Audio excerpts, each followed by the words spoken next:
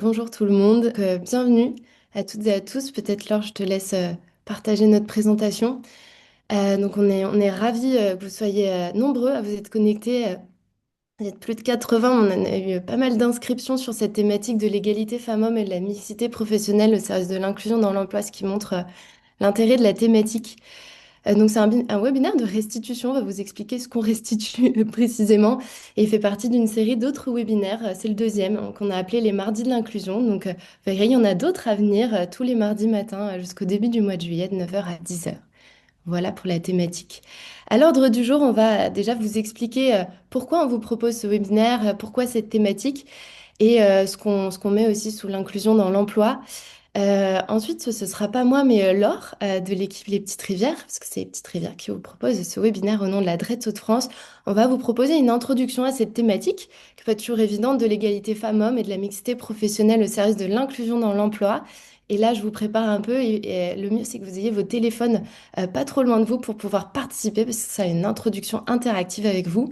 Et on aura enfin, parce que le mieux pour passer de la théorie à la pratique, c'est d'avoir des retours d'expérience on a le plaisir d'avoir le groupe Steph avec nous sur mettre en place une politique d'égalité à l'échelle d'une entreprise et le même retour d'expérience, mais à l'échelle d'un territoire. Et on a le plaisir d'avoir Valenciennes Métropole avec nous pour témoigner. Voilà pour l'ordre du jour et je laisse la parole à Sébastien qui va vous présenter un petit peu le contexte de ce webinaire, pourquoi on le fait et dans quoi il s'inscrit.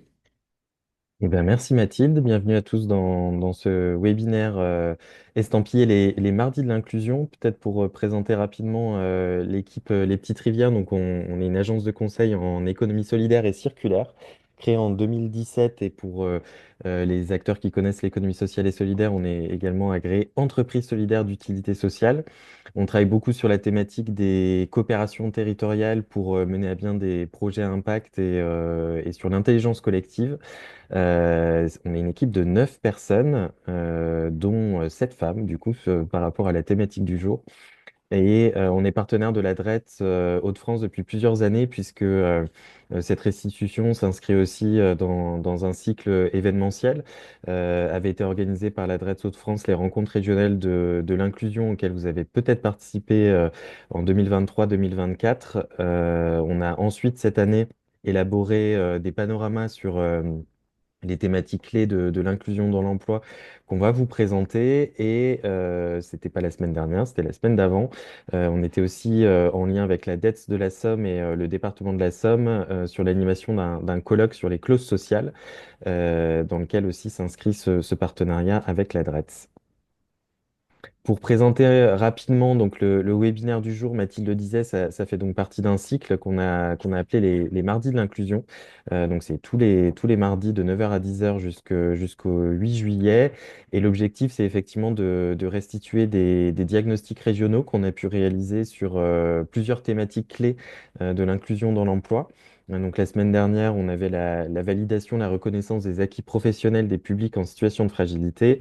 Aujourd'hui, c'est l'égalité femmes-hommes et la mixité des métiers. Et on aura aussi la thématique de l'économie locale et solidaire, des achats socialement responsables et du maintien dans l'emploi des personnes en situation de handicap. Ces travaux s'inscrivent dans le cadre du CRIE des Hauts-de-France et du PRIT. L'objectif donc de ces panoramas qui sont restitués aujourd'hui en avant-première dans le cadre de ces webinaires, c'était de recenser effectivement les initiatives dans les Hauts-de-France, avec pour objectif de couvrir les 5 départements.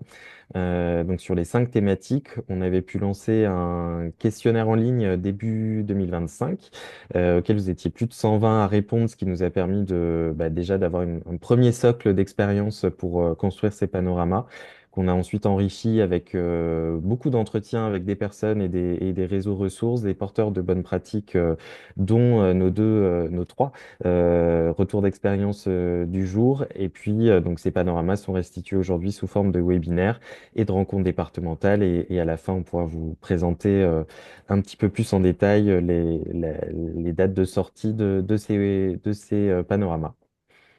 Et voilà, je laisse la suite à l'équipe qui a travaillé sur le sujet égalité femmes-hommes. Oui, je vais reprendre la parole. Donc, la restitution du panorama et surtout l'introduction à la thématique. avant que Laure vous fasse voilà, la petite introduction interactive que je vous ai promis. En fait, ce webinaire, c'est un peu un teaser de ce que vous allez trouver dans le panorama. Donc voilà, je vous en dis quelques mots, pas trop, pour que ça vous donne envie d'aller le découvrir lorsqu'il sortira. Donc qu'est-ce que vous pouvez y trouver dans ce panorama? Déjà, des mots-clés indispensables pour tout comprendre, puisque la thématique de l'égalité femmes-hommes, elle est très large, elle peut être aussi parfois complexe.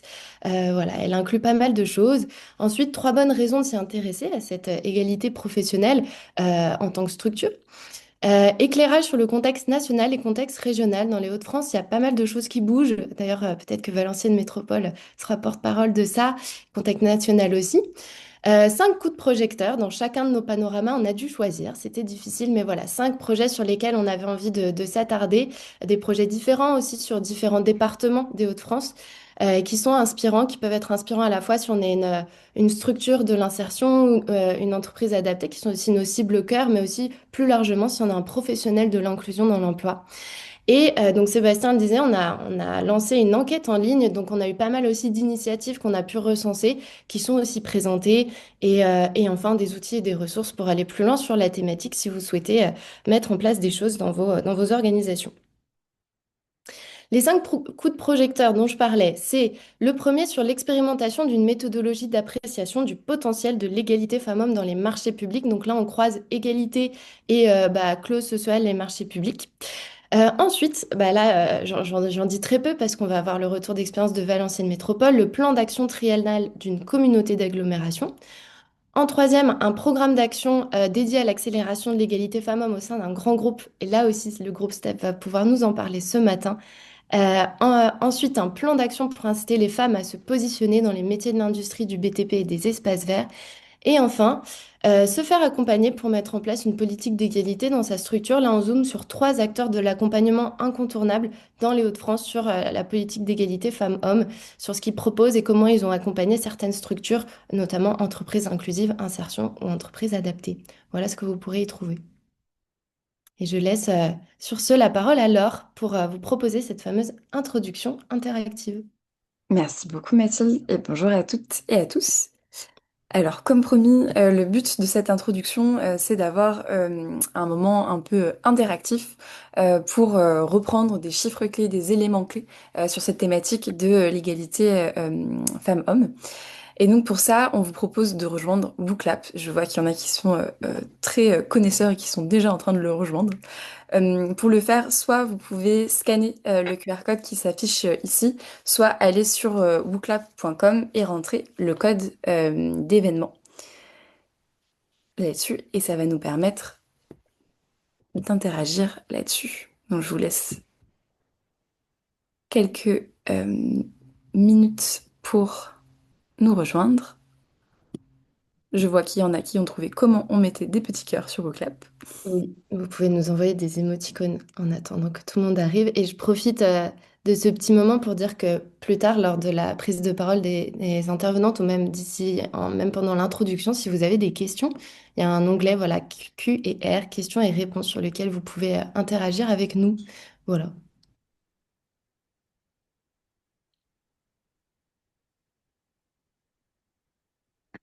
Ok,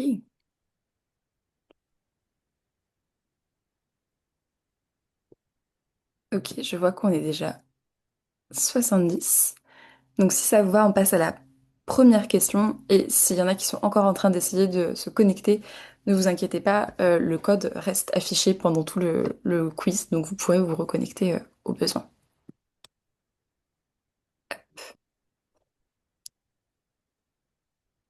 Donc, la première question qu'on souhaitait vous poser, c'était de savoir comment est-ce que vous vous situez par rapport au sujet de l'égalité femmes-hommes dans vos structures.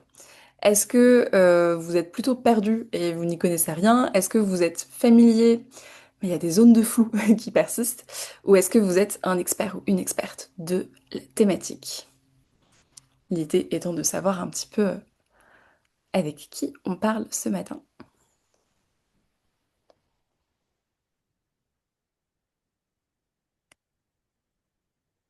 Donc une très large majorité de gens qui sont familiers, mais peut-être encore quelques petites choses à apprendre. Et puis quelques experts aussi, dont on espère entendre les retours aussi d'expérience et les bonnes les bonnes pratiques ce matin. Hop. Alors, pour introduire un petit peu ce panorama qui essaye de toucher quand même à plusieurs pans de cette thématique, parce qu'égalité femmes-hommes, ça peut vouloir dire énormément de choses, à la fois sur les sujets de mixité, de rémunération, de place dans l'entreprise. On va essayer de voir ensemble quelques chiffres clés sur cette situation de l'égalité femmes-hommes et particulièrement des entreprises inclusives et de l'ESS. Et donc, la première question qu'on avait pour vous, c'était, est-ce que vous savez quel est l'écart de salaire global entre les femmes et les hommes en France en 2023? Je dis bien global parce que c'est pas l'écart de salaire à poste égal.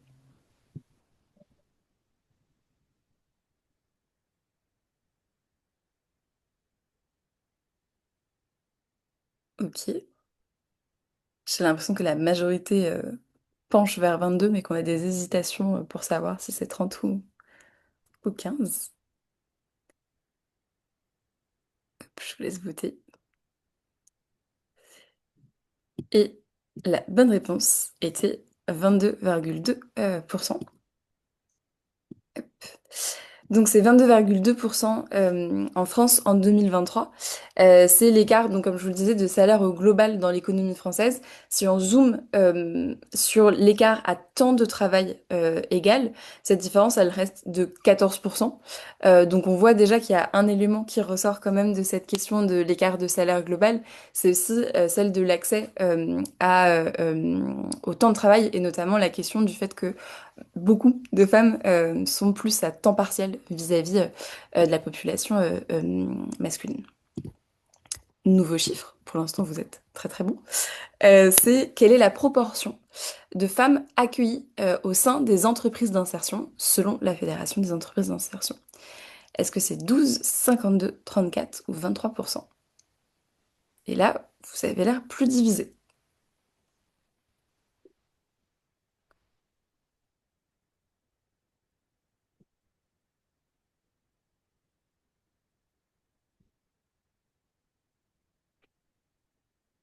Ok, j'ai l'impression que vous hésitez entre 52 et 34. Et c'est 23. 23% seulement de femmes qui sont accueillies au sein des entreprises d'insertion. Et en fait, ça nous permet aussi de mettre de la lumière sur le fait que un des pans de ce sujet de l'égalité femmes-hommes à destination pardon, de publics plus fragiles, c'est aussi la question de la mixité sociale.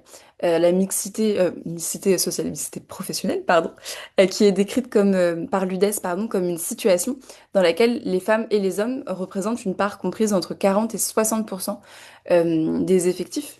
Alors, c'est pas l'objectif unique d'une politique d'égalité femmes-hommes, de se dire on veut avoir 50% de femmes et 50% d'hommes dans les effectifs, mais c'est un sujet particulièrement dans le milieu de l'insertion qui a tendance aussi à avoir une surreprésentation de bénéficiaires masculins.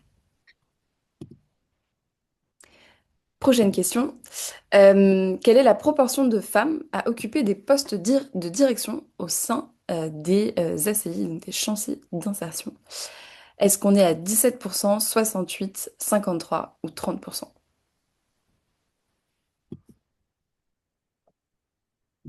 Pareil, vous êtes plutôt divisé sur cette question. Mais personne ne pense qu'il y a quasiment 70% de femmes en direction. Ah, si.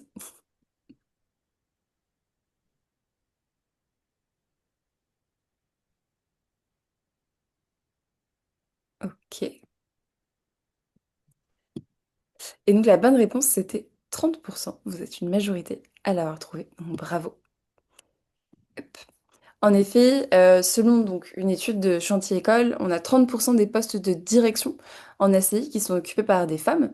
Et pareil, si on regarde un peu plus précisément, on voit par ailleurs que parmi les présidents et présidentes d'ACI, pardon, on retrouve que 17% de femmes. Donc il y a quand même un sujet à la fois sur la mixité professionnelle au sein des effectifs des bénéficiaires, mais aussi au sein des postes de direction. Et ça, c'est un autre pan de la question. autre chiffre clé. Euh, Quelle est la proportion de femmes en situation de handicap, cette fois-ci, qui disent avoir déjà subi des moqueries sur leur lieu de travail? Et là, les propositions, c'est 15, 36, 49 ou 75%.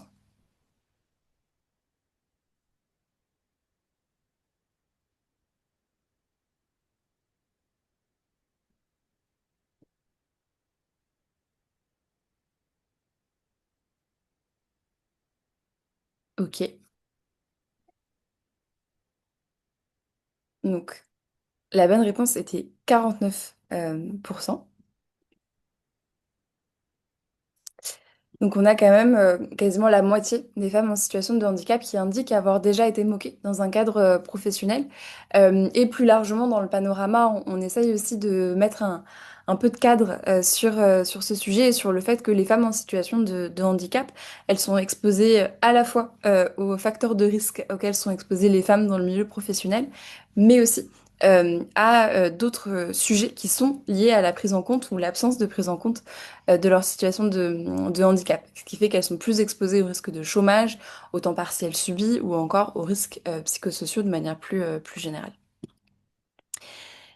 Et pour résumer un peu ces pans du sujet dont on a essayé de parler dans le panorama, on a voulu visualiser ça avec un petit schéma qui ne se veut pas exhaustif, mais qui essaye justement de repartir de cette question du fait que la société n'attribue pas les mêmes caractéristiques aux femmes et aux hommes, ce qui provoque une division sexuée des tâches, c'est-à-dire que les femmes, en général, statistiquement, gèrent une proportion plus importante du travail domestique, notamment des enjeux qui sont liés à la garde des enfants, par exemple, et qu'elles sont moins en capacité donc de s'investir dans la sphère professionnelle du fait de ces contraintes, ou qu'elles sont perçues comme moins en capacité de le faire.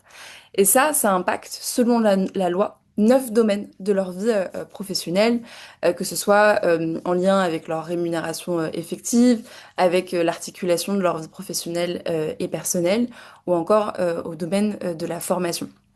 Et pour les femmes qui sont en situation de handicap, on a à la fois ce sujet de perception des caractéristiques féminines et de perception de ce que serait une femme en situation de handicap et des limites qu'on pourrait leur imposer. Ça, c'était sur les enjeux de manière un petit peu plus large. Si on regarde du côté de la spécificité des entreprises inclusives, et j'ai encore une question pour vous, c'est de savoir quelles sont, selon vous, les particularités des enjeux de l'égalité femmes-hommes dont on vient de parler brièvement au sein des entreprises inclusives et des entreprises de l'ESS. C'est quoi qui fait que ce sujet, il est peut-être un peu plus précis, un peu différent par rapport au sujet dans l'économie plus globale. Et là, vous pouvez nous envoyer vos réponses directement sur le WooClap. Alors, je vois des points d'interrogation, je peux reformuler la question. L'idée, c'est de savoir qu'est-ce qui est spécifique dans la prise en compte ou l'absence de prise en compte des enjeux de l'égalité femmes-hommes au sein des entreprises de l'économie sociale et solidaire, au sein, par exemple, de l'insertion, du milieu du travail protégé et adapté. Alors, je vois qu'on nous dit que l'ESS se sent moins concerné par le sujet, peut-être parce qu'elle porte aussi déjà d'autres sujets d'ordre social et qu'elle se sent moins concernée par le sujet. Ça fait le lien peut-être avec la question des valeurs. Euh, tin. Alors, les rémunérations sont peu attractives et les femmes sont plus représentées. En effet, ça peut être un sujet. L'ESS devrait être exemplaire et ce n'est pas tout à fait le cas. Euh, les premiers métiers mis en avant ont des représentations très masculines. Ça fait le lien avec ce qu'on disait aussi sur les métiers de l'insertion, par exemple. Hop. Donc, métiers concernés, ça revient aussi. Euh, les femmes ne se tournent pas naturellement vers les entreprises de l'ESS. Ok. Et en même temps, beaucoup de femmes présentes dans l'ESS, peut-être sur des métiers moins rémunérateurs. En tout cas, c'est ce que disaient d'autres post-it WooClap. Euh, ok, donc Ce que je lis là-dessus, c'est qu'il y a d'abord un sujet des métiers qui sont mis en avant et qui peuvent être soit plus masculins, soit plus féminins, ce qui fait peut-être une moindre mixité professionnelle. Un sujet aussi de l'ESS qui a des valeurs très importantes mises en avant, mais qui parfois ne se sent pas concernée par les enjeux spécifiques de l'égalité femmes-hommes, parce qu'elle travaille aussi peut-être sur d'autres freins. Euh, un enjeu de précarité spécifique des métiers de l'ESS, et peut-être en particulier sur la branche de l'ESS aussi qui s'occupe des enjeux du soin et des enjeux sociaux. Ok. Eh ben, merci beaucoup pour ces réponses. Ça fait une bonne transition pour la suite et ça donne une bonne vision de ce que peuvent être en tout cas ces enjeux. Et avant de céder la parole à nos intervenantes qui vont vous donner voilà, ce retour aussi du terrain, on voulait finir par vous donner un petit peu une synthèse de ce qu'est aussi le cadre légal sur cette question de l'égalité femmes-hommes dans le milieu professionnel. Euh, de manière très générale, ça peut être évident, mais c'est toujours utile de le redire, c'est que le droit du travail interdit toute forme de discrimination, qu'elle soit basée sur le genre ou sur d'autres dispositions, et que pour toutes les entreprises, il y a à la fois une obligation de garantir la sécurité physique comme morale de tous ses salariés, y compris dans le cas de violences sexistes et sexuelles, et de risques psychosociaux plus larges qui concerneraient un public féminin en particulier. Et le droit du travail nous dit aussi que toutes les entreprises sont censées prendre des mesures ayant attrait à des objectifs liés à l'égalité professionnelle. Ça, c'est le cadre pour tout le monde. Si on regarde un peu plus précisément le cadre pour les entreprises qui ont plus de 50 salariés, là, on va être un petit peu plus précis puisque ces entreprises ont l'obligation de constituer une base de données économiques, sociales et environnementales, dont un des piliers porte sur l'égalité professionnelle.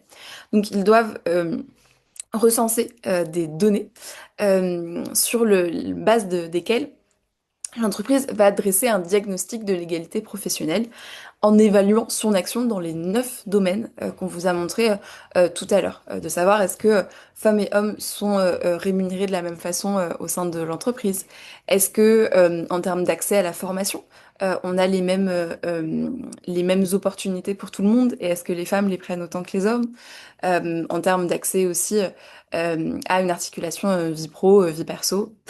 Tous ces éléments-là, ils doivent être évalués et on doit avoir des objectifs de progression au sein de cette base de données. On doit construire un plan d'action en lien aussi avec le CSE quand il y en a un. Et surtout, on a la publication annuelle d'un index de l'égalité professionnelle au sein de l'entreprise qui doit être rendu public avant le 1er mars. Et peut-être pour avoir une petite dose d'espoir, se dire que cet index de l'égalité professionnelle, ça nous permet aussi de voir que globalement, les entreprises françaises ont des résultats en termes d'égalité professionnelle qui vont vers le positif avec les années. Donc ça, c'est aussi intéressant à noter.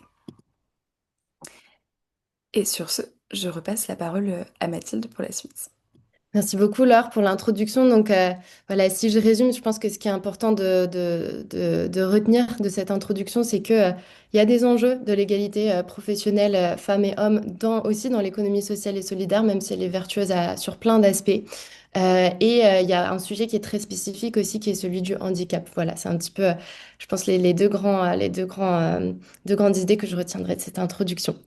Voilà, c'était pour la partie théorique, pour vous plonger dans le sujet. Il y a plein d'autres choses, encore une fois. L'idée, c'est juste de vous proposer un teaser pour lire le panorama. Et maintenant, je vais donner la parole à Élise Confroy-Alliot. Mon premier retour d'expérience. Donc, Élise, tu fais partie du groupe STEF. Tu es chargée de mission égalité femmes-hommes. Et le groupe STEF, on a décidé de vous mettre en valeur parce que vous portez quand même une politique assez ambitieuse, en tout cas qui se veut ambitieuse, qui a encore plein de choses à faire.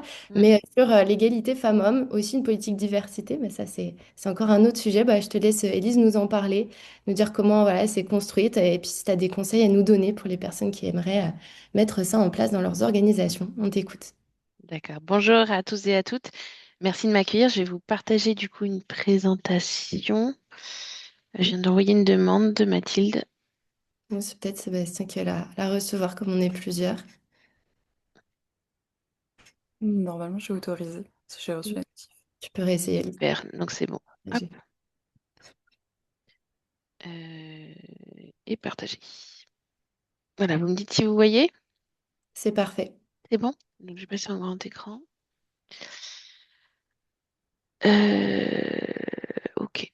Alors, oui, moi je vais vous parler donc aujourd'hui de la démarche Mix-Up. La démarche Mix-Up, c'est donc le nom qu'on a donné à notre démarche d'égalité professionnelle femmes-hommes au sein du groupe STEF. Pour rappel, STEF, c'est une entreprise de transport et logistique de produits frais et surgelés. On est aujourd'hui 25 000 collaborateurs en Europe, dont 17 000 à peu près en France. Et on est pour la France, hein, je parle pour la France, on est, euh, on est répartis pardon, en plusieurs établissements, des établissements qui sont du coup de taille on va dire plus petite, hein, puisque ça peut aller de 20 salariés à 350 salariés. Voilà. Euh, donc je vais vous parler un petit peu, vous donner un petit quelques éléments de contexte quand même pour expliquer pourquoi on a lancé cette démarche. Donc on est dans un secteur, le transport et la logistique, historiquement masculin, avec des forts enjeux d'attractivité et d'image sur nos métiers. Euh, on a aujourd'hui, et je le mets juste en dessous, mais on a des enjeux de recrutement. Effectivement, le transport et la logistique, c'est pas les métiers qui font les plus rêver. Et surtout dans le contexte du froid et du surgelé. Et du coup, voilà, on avait besoin de travailler sur ces sujets-là. Des problématiques d'image de nos métiers, de notre secteur d'activité qu'il fallait qu'on travaille avec une marque employeur aussi à développer, ce qui a été fait et vous le verrez tout à l'heure. Et puis une culture d'entreprise aussi très stéréotype. En plus, Steph, c'est une entreprise qui a plus de 100 ans. Donc avec, vous imaginez, cette culture très, très, très masculine ancrée dans le groupe.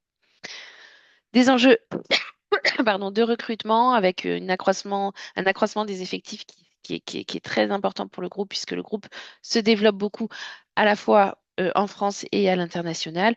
Et puis la prise en compte aussi des attentes des nouvelles générations, qui pour nous est essentielle. On sait que les nouvelles générations n'ont pas les mêmes attentes professionnelles et surtout d'équilibre vie pro-vie perso que les anciennes générations.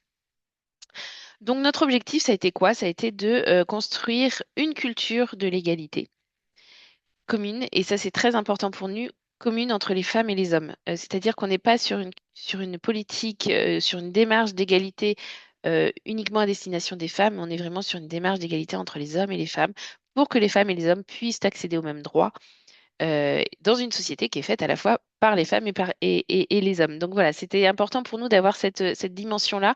Et elle est finalement, cette dimension, elle est présente sur tous les aspects de notre démarche. Donc comment on a fait? On a commencé, comme tout le monde, hein, par des diagnostics quantitatifs, qualitatifs. C'était en 2020. Ça nous a pris du temps parce que, il a fallu faire ça au niveau européen. Et c'était très, très, très riche. Et vous imaginez bien, avec beaucoup évidemment, d'analyses quantitatives. Donc, on a été fouillé dans tous les chiffres qu'on pouvait avoir. Et puis aussi qualitatifs. Donc là, on a fait mener beaucoup, beaucoup d'entretiens. Louise, 2020. je me Oui. permets de t'interrompre parce que j'imagine que tu es en train de passer les slides. Nous, on est toujours sur la première. Ah, Ouais. Mais c'est pas mince. grave. Peut-être tu passes en plein écran tes Mais slides. j'ai essayé. Mais normalement, je suis en plein écran. Ouais, bah non, on le voit pas en plein écran. Donc, Désolé, excusez-moi. Alors attendez, comment je fais? ce sera peut-être plus Sinon, ce que je vais faire, c'est que je vais faire ça tout simplement. On va faire comme ça. Du coup, vous êtes encore là-dessus. C'est bon, là, on est Voilà, sur bon, notre c'était objectif. mon objectif. Voilà. Donc là, j'étais là-dessus. C'est bizarre parce que sur l'autre, j'ai tout. Bon, c'est bizarre. Euh, donc oui, donc 2020, c'était les diagnostics. 2021, ça a été pour nous le moment de la mobilisation managériale. C'est-à-dire que on a souhaité, et ça a été important pour nous dans toute la démarche, former, sensibiliser notre CDO, notre COMEX, et puis ensuite descendre l'ensemble des CODIR de BU, de régions, de filiales, pour vraiment les amener avec nous finalement dans cette démarche, les convaincre aussi parce que ça paraît pas forcément toujours prioritaire quand on est en exploitation, quand on doit avoir des résultats, etc. Voilà, c'est pas forcément les sujets qui paraissent les plus prioritaires et finalement on a réussi à les convaincre et à leur montrer que travailler sur l'égalité homme-femme, ça allait pouvoir améliorer finalement beaucoup de choses, notamment dans la production. Donc pareil, c'est très long ces phases de formation, de sensibilisation. Il y a eu beaucoup de communication interne aussi qui a été faite à ce moment-là. La communication, elle est présente sur toute notre démarche aussi. Et 2022, ça a été une année charnière parce que nous avons décidé de mettre en place, et je vous en reparlerai juste après, un réseau interne de collaborateurs et de collaboratrices. Donc réseau de volontaires, hommes et femmes. Et là où on est très fiers de nous, c'est que on a réussi à avoir un réseau mixte naturellement, sans aller chercher les hommes en leur disant il faut vraiment intégrer le réseau parce que c'est vachement bien. Non, les hommes d'eux-mêmes venaient dans le réseau. Donc on est à 45% d'hommes, 55% de femmes. Donc voilà, c'est très bien. Et le rôle, je reparlerai juste après. Et puis depuis 2023, on est plutôt sur une phase d'ancrage de cette culture de l'égalité. Donc on maintient une politique active en termes de formation et de sensibilisation sur ces sujets-là. Et puis beaucoup aussi de communication. Et depuis 2024, on est vraiment sur le sujet du sexisme et du harcèlement sexuel qui est pour nous une problématique essentielle à aborder, à traiter. Évidemment, comme toutes les entreprises, on se met pas d'œillères. On sait bien que chez nous, c'est pas mieux qu'ailleurs. On sait qu'il y a des situations et du coup, voilà, notre objectif, c'est de mettre en place un plan d'action et c'est ce qu'on est en train de faire en ce moment. Je vous en parle aussi juste après. Pour ça, il a été pour nous évident de mettre en place, enfin de s'engager. Il fallait que le groupe s'engage sur un certain nombre de points. Et donc, c'est ce que vous voyez là sur cette slide. Voilà, on a fixé 5 engagements en faveur de la mixité et de l'égalité professionnelle. Le premier, c'est donc accroître la mixité dans nos métiers, dans nos équipes. Donc, c'est travailler notamment sur tous les aspects de recrutement, mais aussi de communication, de formation, pour faire en sorte que les femmes aussi trouvent leur place dans nos équipes. Le deuxième, garantir une intégration, une évolution de carrière équitable. Donc là, c'est toute la partie formation, évolution des carrières, promotion, etc. S'assurer que les femmes puissent évoluer au même titre que les hommes. Le troisième point, favoriser l'équilibre vie pro, vie perso. Donc là, je vous donne quelques exemples comme ça. C'est travailler sur des chartes de temps, faire en sorte que nos équipes n'aient pas de réunion après 18 heures parce que c'est pas compatible avec une vie familiale, par exemple. Et c'est valable aussi bien pour les hommes que pour les femmes, hein, toujours, hein, ce fil conducteur de notre démarche. Le quatrième point, c'est adapter nos conditions et nos environnements de travail. Vous imaginez, donc nous, on travaille dans le froid, sur des métiers du transport et de la logistique. Donc, on a des vêtements de travail, hein, des vestes, des pantalons, des chaussures. Et ben, ces vêtements de travail n'étaient pas adaptés, il n'existait pas de gamme femme, très peu de gamme femme adaptée à nos conditions de travail. Donc voilà, là, ça a été un travail de longue haleine avec les ergonomes du groupe pour justement obtenir des gammes femmes avec nos fournisseurs. Je parle d'événements de travail, mais et voilà, il y a tout l'environnement de travail globalement. Et le cinquième engagement, c'est changer l'image de nos métiers. Là, c'est au bénéfice évidemment de Steph, mais de toute la branche globalement, c'est d'essayer justement de montrer que nos métiers sont accessibles aussi bien aux hommes qu'aux femmes. On s'est fixé un objectif quantitatif, hein, pour le groupe. Quand on a démarré notre démarche en 2020, on était à 20% de femmes dans le groupe. On s'est fixé donc un objectif raisonnable. Ça sert à rien de se fixer des objectifs inatteignables. Un objectif de 25%, enfin d'augmenter de 25% la part des femmes dans les effectifs d'ici à 2030. Augmenter de 25% quand on part de 20, c'est atteindre 25%. Voilà, et on est sur la bonne voie aujourd'hui, puisqu'on est, alors si on regarde à périmètre égal, c'est-à-dire sans les intégrations de nouvelles structures, on est aujourd'hui à 22,5%, donc on est bien avancé. Euh, je dis sans l'intégration de nouvelles structures parce que quand on intègre des structures, quand on fait de la croissance externe et qu'on intègre des structures où le taux d'emploi des femmes est à 12%, forcément, ça plombe un peu la moyenne. Mais voilà, c'est pour ça qu'on regarde les deux chiffres. Je vous parlais tout à l'heure de notre réseau de Mixupper, le réseau interne de collaborateurs et de collaboratrices. Il est européen.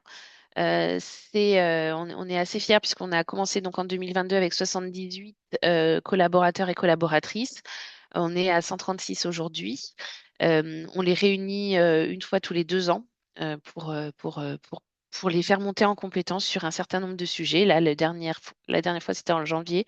On les a réunis sur le sujet du sexisme et du harcèlement sexuel pour justement les former, les sensibiliser et les outiller aussi, parce que ça, c'est hyper important.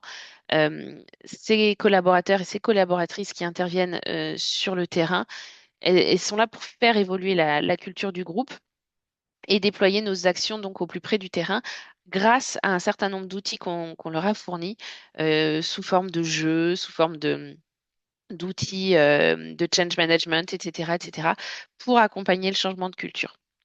Donc ça, pour nous, c'est hyper intéressant et on a une équipe d'animation qui coordonne du coup ces 136 mix-uppers au niveau européen.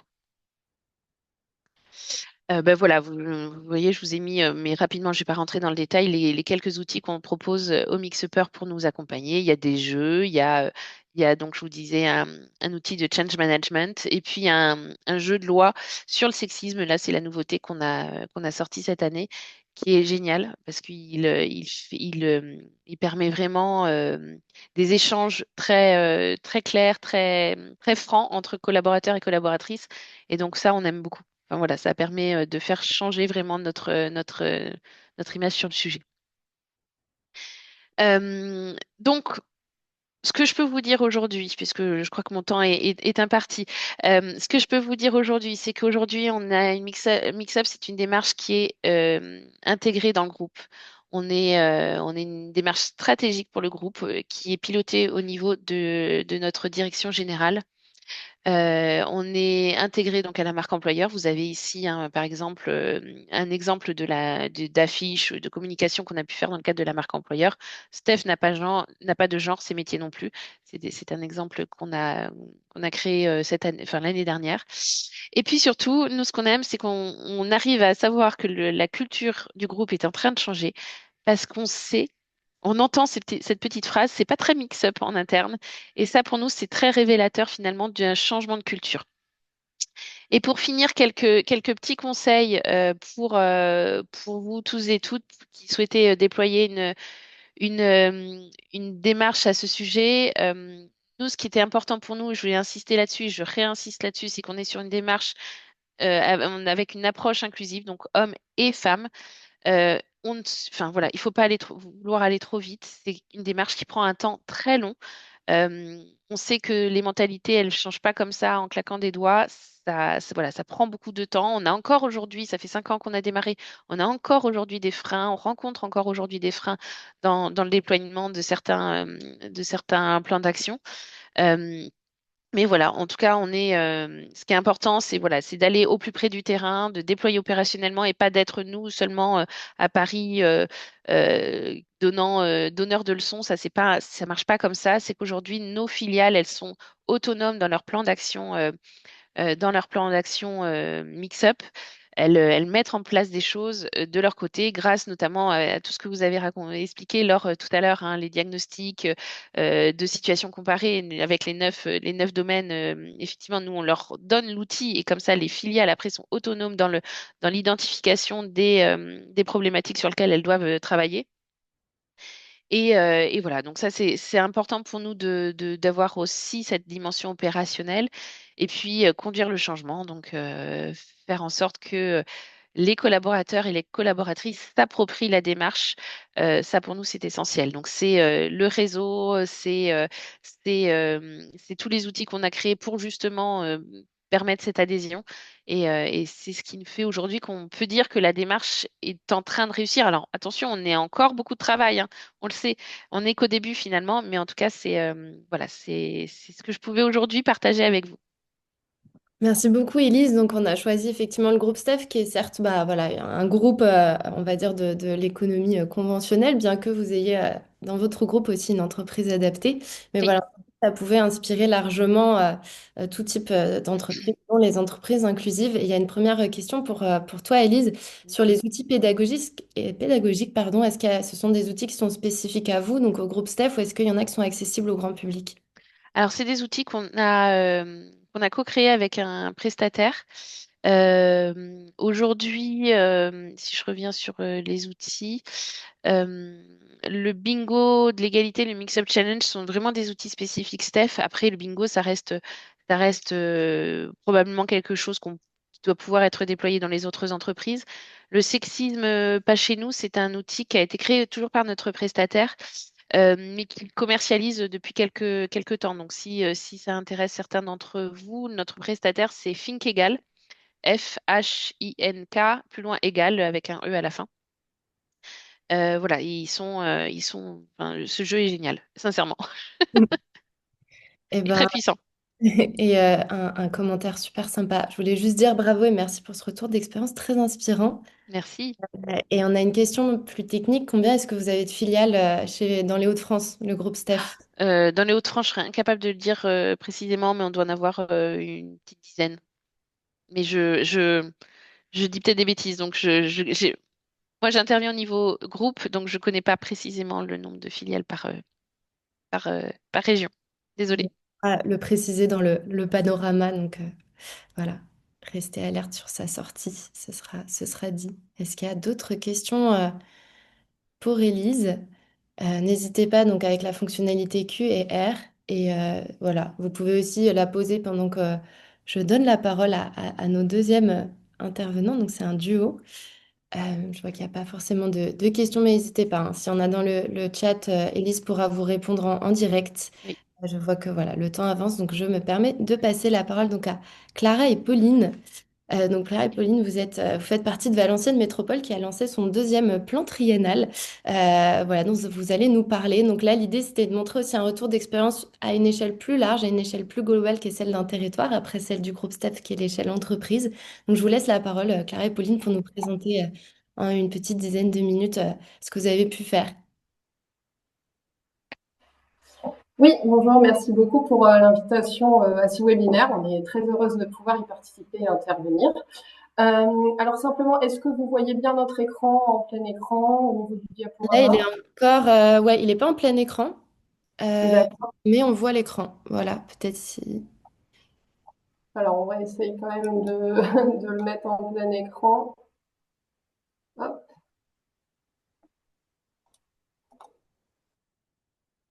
Décidément, Zoom nous fait des défaut sur le plein écran aujourd'hui, mais c'est pas grave, on voit les slides même en Non, petit. non, on le voit en plein écran, donc là je sais pas ce que je peux faire de plus. Ok, Euh, faire comme ça. donc, Allez-y. je me présente et Pauline se présentera ensuite au moment de son intervention. Donc, Clara Schmitt, je suis chargée de mission égalité femmes-hommes au sein de Valenciennes Métropole. On va vous présenter tout d'abord le plan d'action de l'aglo dans ce domaine. Et ensuite, on fera un focus sur les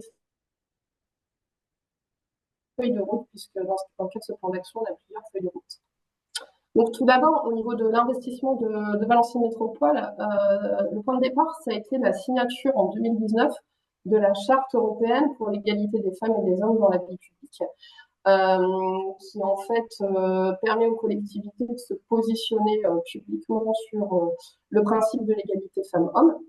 Excuse-moi, Clara, je pense que tu as le même souci que Élise. On voit pas si tu passes les slides. Donc, D'accord. Alors, je ne sais pas comment. Hop, je ne sais pas comment. Nouveau partage peut-être.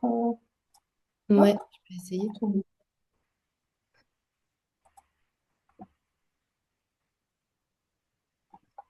Hop, hop.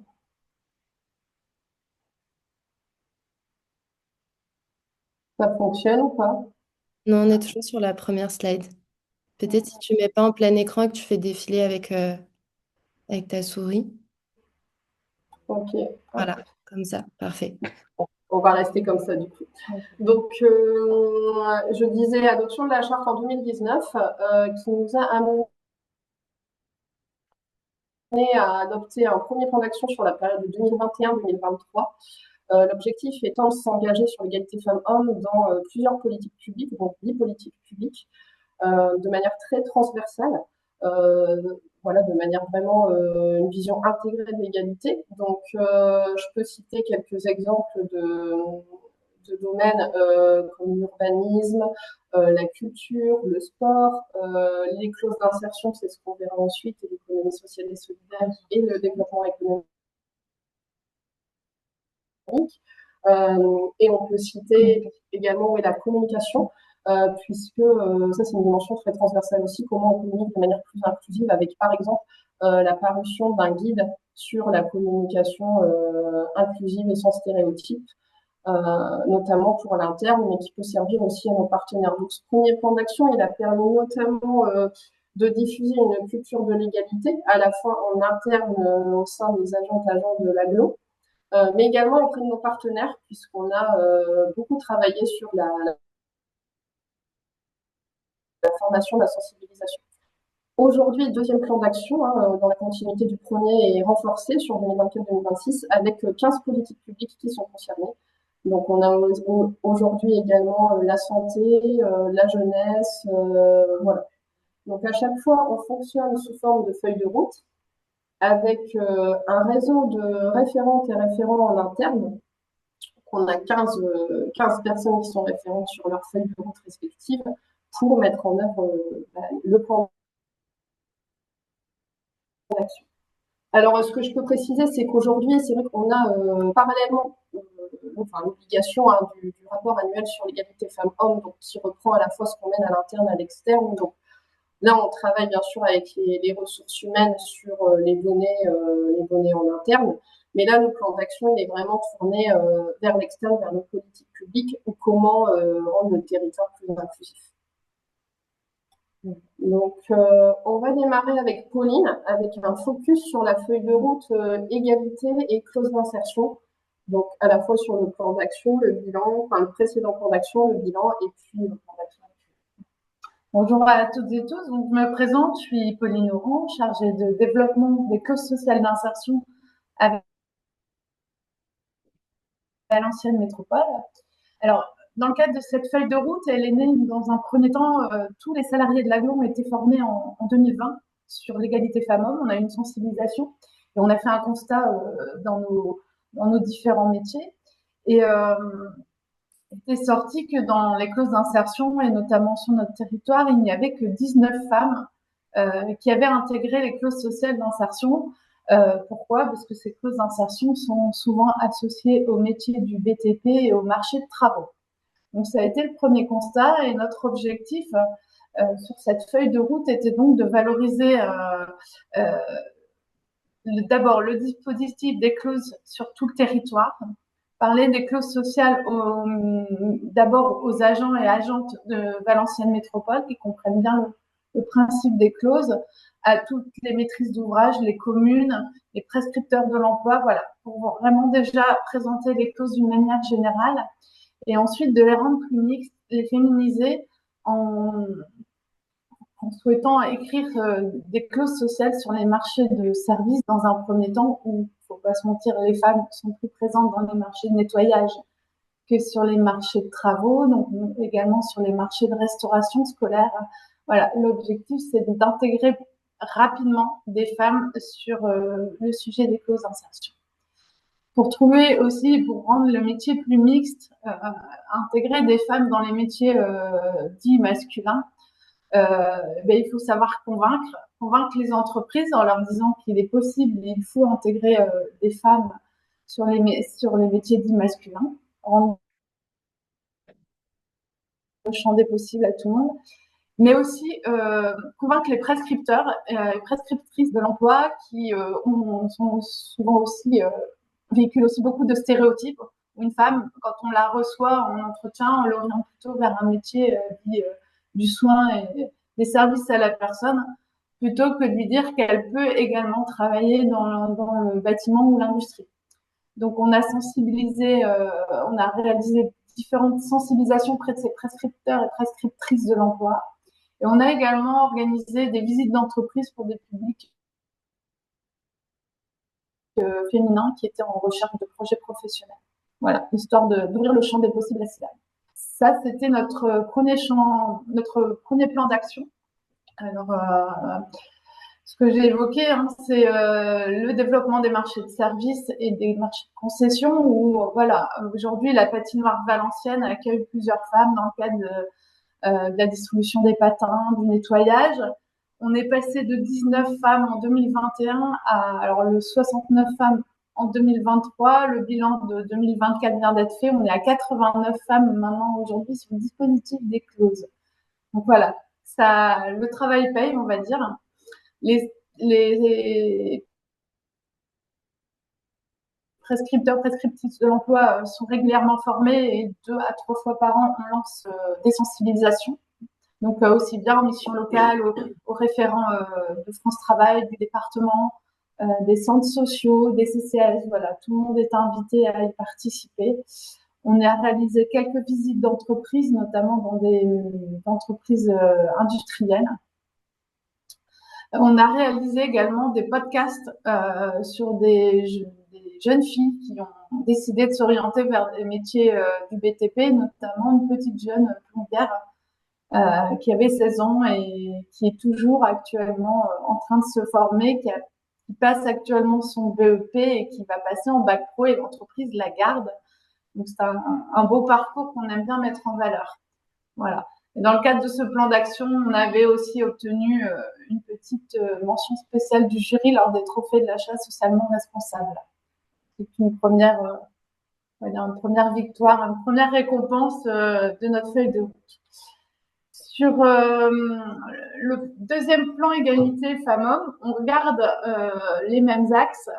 Ce qu'on rajoute, c'est aussi la place des hommes dans les métiers dits féminins, parce qu'on pense toujours dans le sens mettre des femmes dans les métiers dits masculins, mais il faut également travailler sur la place des hommes dans les métiers dits féminins, notamment sur les métiers des services à la personne, où il est encore très difficile pour ces personnes d'intégrer ces métiers. Voilà. Sinon, sur le reste de la feuille de route, on reste principalement sur le même plan d'action. Je vais te redonner la parole, Clara, sur la feuille de route ESS. Oui, donc on a également une feuille de route spécifique économie sociale et solidaire et égalité.